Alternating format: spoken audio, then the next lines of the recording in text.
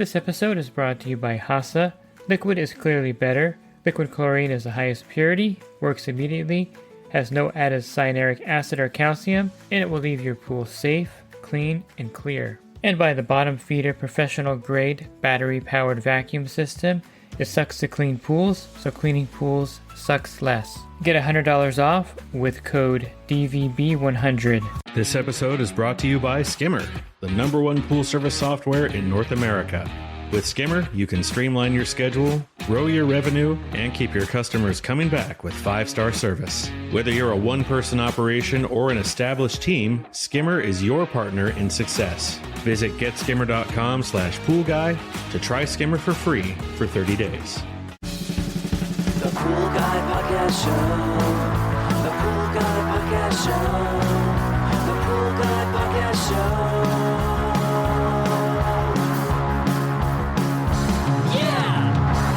Hi, welcome to the Pool Guy Podcast Show. In this episode, I'll continue my talk with D-filters. If you missed part 1, there's actually a link in this episode to part 1 where I went into detail about where to clean the filter, some regulations with the county, and some common problems with diatomaceous earth leaking back into the pool. And I'll continue here with some more common issues with diatomaceous earth filters.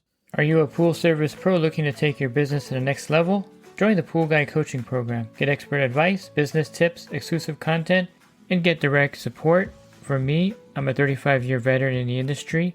Whether you're starting out or scaling up, I've got the tools to help you succeed. Learn more at swimmingpoollearning.com. I'll start with some common problems you're going to run into with the backwash valve on a D filter. And this varies by filter. There are 3 main types of backwash valves on these D filters.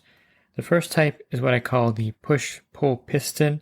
This is a piston on the line in front of the filter where you have to kind of turn it and pull up on this thing to get it in backwash mode. Then you have the multi-port valve, which is very familiar if you have a sand filter. It's a valve that actually has multi-ports. That's why they call it a multi-port valve. You have filter mode, rinse mode, you have close mode sometimes, you have backwash mode. So you have all these different modes on this multi-port valve, and then you turn it and put it in the mode you want it to. So the mode that we're really concerned about here for a D filter is the backwash. So you have filter mode and backwash mode is what we're mainly concerned with. We don't really care too much about recirculate or closed. And rinse may come in handy. You may want to rinse it before you put it back in filter mode.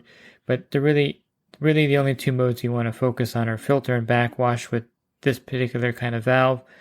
They also have a waste mode, by the way, so you can vacuum the waste, which makes the multi-port valves really handy. If your pool is kind of full with ash and dirt or mud, having the waste mode bypasses the filter, and you can vacuum all the dirt out basically to wherever it's going to go out of the filter without actually going into the filter. So pretty handy to have that mode on the multi-port valve.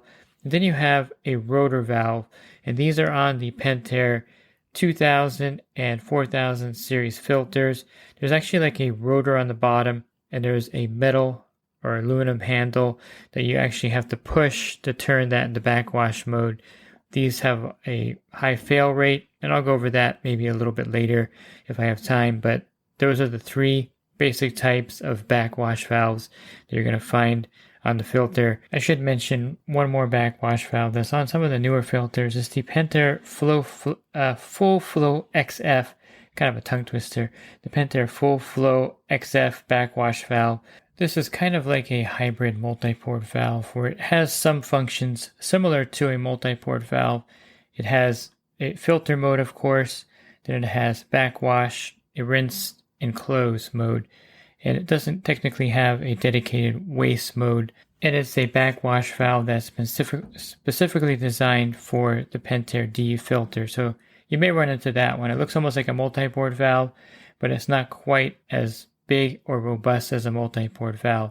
So some of the problems you can have with the backwash valve, of course, is the fact that when you have a push-pull piston valve, you'll have trouble pushing it down once you pull it up.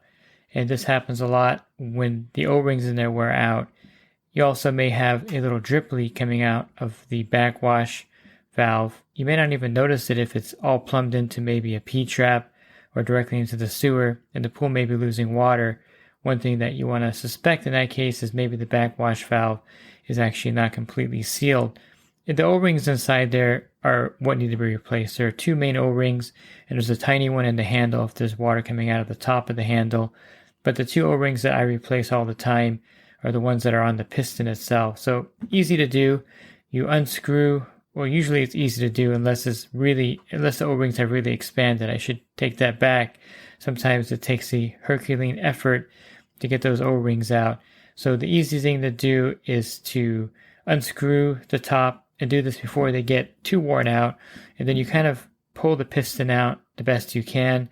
There are a few tricks that people have tried over the years. One, I think that works fairly well, is to put a lot of silicone lube inside there and wait about 15 minutes, let it kind of soak into the O-rings, and then you can sometimes twist it out. You can also use a rubber mallet and gently tap the handle up to kind of loosen it. You don't want to hit it too hard because you can actually break that off, and then you have a bigger problem. And some people actually have heated up the actual backwash valve itself, the casing or the tube where it's in, and that kind of loosens it up. But I would say that's probably something which is the last resort. And of course, cutting it out and just replumbing a whole new one in sometimes is the only solution if you can't get that piston out. But if you work at it and you can really, go back and forth with it, if you lube it up really well, you can get it out in a lot of cases. And in the video that I show, one that I'm working on, you can see that I'm like getting a hernia almost trying to pull this thing out. It's really a tough job sometimes. The multi-port valve, the problem that you run into is that the spider gasket in there gets worn out, and basically what happens is you have to replace that spider gasket. The ones that I find the easiest are when the spider gasket is on top of the multi-port valve. Then I just simply swap out the top. I really like doing that because then you get a whole new top of the multi-port valve, and it's a lot less work than scraping out the old spider gasket and gluing a new one in there. So I find that to be an easy repair. So those are the problems you run into with those backwash valves. And with the rotor valves on the Pentair 4000 and 2000 filters, they can become very stiff and hard to open. One trick that I use to open them is I get on my knees facing the filter, and then I use my foot in a backwards motion to kind of kick the valve open. I don't actually physically kick it, but I use my foot to push it, and so that usually frees it up. One of the problems with those rotor valves is that you'll have a drip leak form over time because there's an O-ring in there that wears out, and replacing those requires you to cut the whole filter out and then turn it upside down and take the rotor off. So they're not easy to replace. And what I usually do when there's a drip leak is just put a ball valve on the end of the pipe where the backwash is coming out of and turn the ball valve off into the off position, and that stops that leak. So those are common problems you're going to run into with the DE filter with the backwash valve. Now there are some ancient backwash valves still out there. They're made out of, I believe they're made out of brass still, or they're made out of, I think they are brass ones, and you have to kind of pull up on them. Those you probably won't run into hardly ever anymore because most of those have been replaced. Now in part 1, I did cover what to do when you have a torn grid and how to inspect them for tears. And so I'm not going to cover this too much here in part 2, but definitely you want to inspect the top manifold, inspect the grids carefully, make sure there's a stem O-ring in the stem pipe, and make sure that the air bleeder inside there has the kind of thimble cap on there, or it has the cloth on top of it, because it could also leak diatomaceous through there as well. Basically, you want to make sure that it's a completely closed system inside the filter, and there's no way for diatomaceous earth to leak into the pool. Now, here are some other common issues you run into with DE filters besides DE leaking into the pool. One of them, of course, is high pressure on the filter. The DE filters kind of are notorious for the pressure, the PSI building in those filters when they start to get dirty. The main solution when this happens is to backwash the filter. That's the first step. A general rule of thumb that I use out there when I consider backwashing the filter is I backwash maybe twice or 2 times before I actually take the filter apart and clean it. you want to clean the filters every 4 to 6 months. This means taking the lid off the filter, hosing off the grids completely, inspecting them, making sure everything is fine, and then putting everything back together. But in the interim, you can actually backwash that filter. I tend to only do it 2 times in between cleaning the filter. There's a couple reasons for this. One, backwashing does actually weaken the grids, in my opinion. They're not made the way they used to be made. They're not quite as robust. And so by backwashing, what happens, the water fills up the grids from the inside. It pushes everything off the filter. And I find that does weaken the grids somewhat. Now, if you have a quad D filter, most of those don't have a backwash valve. If they do have a backwash valve, it'll be the newer Pentair full flow XF backwash valve on those. So I don't like to over backwash D filters for that reason. I feel like they weaken the grids, and also I think you're not really solving the problem if you backwash the filter 3 or 4 times in between cleaning the filter. Plus you're recharging it with diatomaceous earth, and there really is no great formula of how much diatomaceous earth you actually want to put back in there to recharge the filter. It's one of those things where the manufacturer, I believe, recommends half the DE that you actually charged it with, but in some cases you're not really backwashing it that long, and sometimes not all the DE comes out off the grids, and you may actually be adding too much diatomaceous earth when you're backwash or when you're recharging after backwashing, or if you add too little. So that does affect how the DE filter works. So since I'm talking about that, I'll touch on how much diatomaceous earth to add back into the filter. If you look at the owner's manual for your DE filter specifically, it'll say how much to add, but I'll give you a couple of examples here. If you have a Pentair FNS Plus, which is one of the most common ones in my area, a 60 square foot filter, you're going to add 6 pounds of diatomaceous earth back to it. If you have a 48 square foot, you're going to add 4.8 pounds, or, it's kind of hard to do that kind of calculation with the scoop, but basically there are 2 scoops out there on the market. There's a big orange scoop, which is an actual full pound of diatomaceous earth, and then there's a smaller light blue or dark blue scoop that's only half a pound of DE. I know it's confusing, but when DE is in a dry form, the smaller scoop is only half a pound. It's not actually 1 full pound, and then the larger scoop is actually going to be 1 full pound of DE. You can really see the difference in the size of these scoops. The larger true 1 pound scoop is made by Super Pro. It's an orange scooper. And then you have the smaller scoop, which is made by Aladdin. They have a smaller scoop also. So you have to make sure that you are getting the right scoop that you are using for your pool for the recharging of the DE filter. There's confusing because there's another one that's on the market called the Blue Devil D scoop, and that one is the same size as a Super Pro, and it's the full 1 pound scoop as well. So it's one of those things where you just have to kind of see the scoopers, and you'll know which one's a smaller one, the half pound D scoop, and you'll know which one is the full pound because it's a larger scoop. So basically you want to recharge it based on the manufacturer recommendation, but I like going a little lighter. So for a 60 square foot D filter, I'll just put in 10 pounds.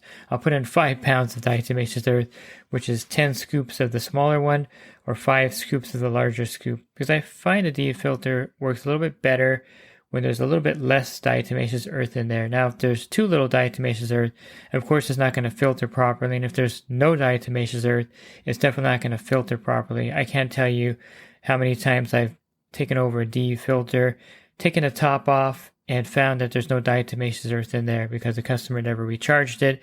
Their pool looks terrible, and they're like, well, it never really worked well, and it's because they never charged a D filter. Sometimes the grids actually are ruined, and I have to replace them in that case. Now, there's other times where I take off the lid, and there's so much diatomaceous earth in there that you can't even get the lid off sometimes. It's just compacted with DE, and that causes very high pressure as well. And so sometimes I've seen this happen too, where a customer has a 10-pound bag of diatomaceous earth, and they put the whole 10-pound bag in a 60 square foot filter because they just thought, well, the whole bag should go in there, and they put it in, and that causes it to be very compacted. You also find this if you backwash the filter a lot and recharge it with too much diatomaceous earth, it does compact in there, and this will, of course, cause the pressure to go up on the filter. So if there's too much DE, the filter pressure will rise in a D filter, and the flow will definitely be affected. If there's too little DE, the filter will rise also. The PSI will rise also to about 30 PSI, 35 PSI sometimes even, because it doesn't really have the right kind of, it's not really cleaning the pool. There's not enough DE on there. And also with too much DE, it'll rise to about 30 PSI. Now when it starts to get dirty, it'll rise to 30 PSI as well, sometimes as high as 33 or 34, 35 PSI. And you'll notice a significant drop in the flow in a DE filter, or in a pool with a DE filter when that happens. The PSI is really critical with a DE filter. The sweet spot is around 18 to 20 PSI, and you have really good flow in the pool. Things are moving really well. And if it starts to get to about 30 PSI, you notice the spa spillway is kind of trickling in. The return jets have very little power. The suction side cleaner is crawling in the pool because there's a lot of pressure built up in the filter and there's not a lot of flow going back into the pool. So again, backwash the filter at that point, or take it apart and clean it and recharge it with DE. Now, as the grids start to get old and worn out, you notice when you clean them, they're not turning white anymore. They're going to be maybe like a brown or a yellow color. This also affects the pressure of the filter. So one way to know if you're over backwashing, and I'll cover this real quick, is if you backwash the filter, the pressure drops down to 20 PSI, but then you return back there the next week and it's back up to 30 PSI. That's a good indication that the backwash is failing. Another good indication that the backwash isn't working is when you put it in backwash, watch the water coming out of the filter. If it comes out clear and there's no DE coming out with it, chances are the DE is very clay-like on the grids and you're not going to be able to get it off of there and you have to take it apart and clean it. So if you backwash the filter and the next week it's back up to 30 PSI, chances are you just have to take it apart and clean it at that point. Now when you take it apart and clean it, if the grids are kind of yellowed, if there's some cracks in the frame, or if they're kind of brown and not really turning white again, I would consider replacing those grids because the grids are important and they need to be newer in a lot of cases for the diatomaceous to be effective on them. And I would say most of the DE filters have a 3-year lifespan with the grid. So after 3 years, replace the grids with fresh grids. It makes a world of difference when you put new grids on there with diatomaceous earth. One thing that you may notice when you put new grids on is that when you charge it up with DE, you're going to see it come out with some kind of like white film bubbles or whatever. That's just kind of like the material on the grids. Don't worry about it. It disappears pretty quickly. But if you notice any kind of DE going into the pool again, there's a leak somewhere, either a torn grid or the top manifold has a crack, or the air bleeder is missing the screen, or the stem pipe doesn't have the O-ring on it. So again, high pressure in a DE filter can be caused with too little diatomaceous earth on the grids, too much diatomaceous earth, grids that are old, grids that need to be cleaned, and you could backwash the filter in that case, or you could take it apart and clean it. So all those are usually what causes the filter pressure to go up in a DE filter. One last thing you should note about DE filters is that if the pool has a compromised water quality, in other words, if the pool is cloudy or if there's a lot of algae in the pool, you'll find that the DE filter gets clogged up very quickly. So if the pool has been cloudy and if the pool has some algae and you brushed it, chances are you're going to have to backwash that DE filter. Sometimes you have to take it apart and hose it off because the algae kind of coats on DE grids, and even backwashing doesn't remove a lot of the algae that's in the pool at that point. So you want to make sure that if the pool water is compromised, if it's cloudy, or if there's a lot of algae in the pool, if the pool is green, you'll have to clean that DE filter maybe 1 or 2 times to get it back to normal in that case, because they don't really recover well with the algae on the grids, or when the pool is really cloudy, there's a lot of gunk in the pool, and you definitely have to take it apart and clean the DE filter. So just keep that in mind. If you have poor water quality, the DE filter will be affected adversely. And if you're looking for other podcasts I have recorded, you can find those on my website, swimmingprolearning.com. On the banner, click on the podcast icon. There'll be a drop-down menu of 1,600 podcasts there for you. And if you're interested in the coaching program that I offer, you can learn more at poolguycoaching.com. Thanks for listening to this podcast. Have a great rest of your week, and God bless. This episode is brought to you by HASA, providing products that deliver clean, healthy water for every aspect of everyday life. The bottom feeder battery-powered vacuum system, portable, powerful, and only weighs 12 pounds. And Skimmer. Get Skimmer, America's #1 pool service software. Podcast listeners can try Skimmer for free at getskimmer.com/poolguy.